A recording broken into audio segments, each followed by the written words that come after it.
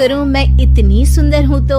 श्रीवास्तव मौसी का जब बेटा हुआ था, उन्होंने तभी ठान लिया था कि अपने बेटे के लिए सबसे सुंदर लड़की का हाथ मांग कर लाएंगी। श्रीवास्तव मौसी को भी बचपन से हीरोइन बन के रहने का बड़ा शौक था, तो बहू भी उनको हीरोइन जैसी ही चाहिए थी। एक दिन उन्होंने मिस गाजियाबाद डिम्पल से उसकी शादी करवा दी। यहाँ बस एक ही दिक्कत थी, डिम्पल को फेस मास्क बनाना तो आता था, पर आटा गूंथना नहीं आता था। बातें तो पक्की पक्की करती थी, पर रोटियां कच्ची पक्की बनाती थी। कमला बहन, मानना पड़ेगा, आप शहर की सबसे सुंदर लड़की को ब्याह कर ले आई है अपने बेटे के लिए। अब इसमें हमने तो कुछ नहीं किया भाई साहब, सब ऊपर वाले की कृपा है। जी जी, तो क्या क्या कर लेती है आपकी बहू? सब कुछ। जाओ बेटा डिम्पल, शर्मा जी के लिए थोड़ा नाश्ता पानी बना लाओ।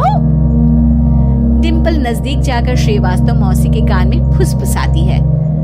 मम्मी जी, नाश्ता बनाना तो नहीं आता, सिर्फ पानी ले आओ।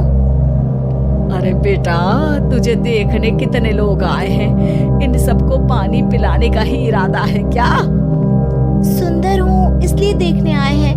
क्या करूँ, मैं इतनी सुंदर हूँ तो आप ही बताओ ना, क्या करूँ मैं?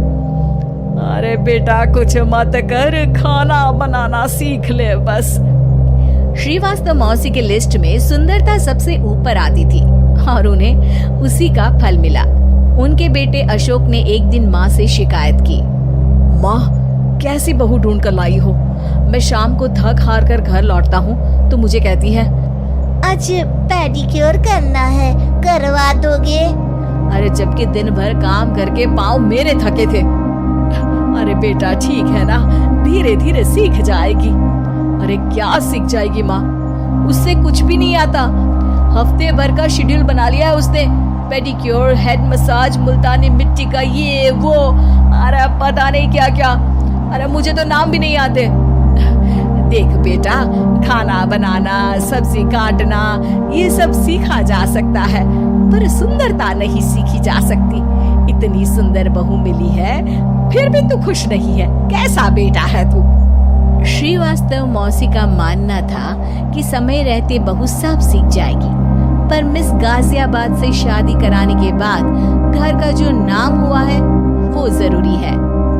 अरे सबकी बहू खाना बना लेती है, हमारे घर में तो काम वाली दीदी भी है, पर हमारे घर में जितनी सुंदर बहू है ना, उतनी किसी के घर में नहीं। ऐसा श्रीवास्तव मौसी सबको कहती रहती। फिर एक दिन वो हो गया जो नहीं होना चाहिए था। डिम्पल को पिंपल हो गया। डिम्पल घर में छुपी बैठी थी, पर ऐसी खबर छिपती कहाँ है। शर्मा जी घर में अपने बेटी की शादी का न्योता देने आए तो उन्होंने पूछ लिया, अरे आज आपकी बहू नहीं दिख रही? हाँ, वो ना थोड़ा काम में बिजी है, आती ही होगी। और इतने में डिम्पल सही में किसी काम से वहां आ जाती है। बस शर्मा जी की नजर पड़ जाती है डिम्पल के पिंपल पर, जो उन्हें चांद पे दाग जैसा लगता है। पूरे शहर में बात फैल जाती है कि डिम्पल को पिंपल हो गया है।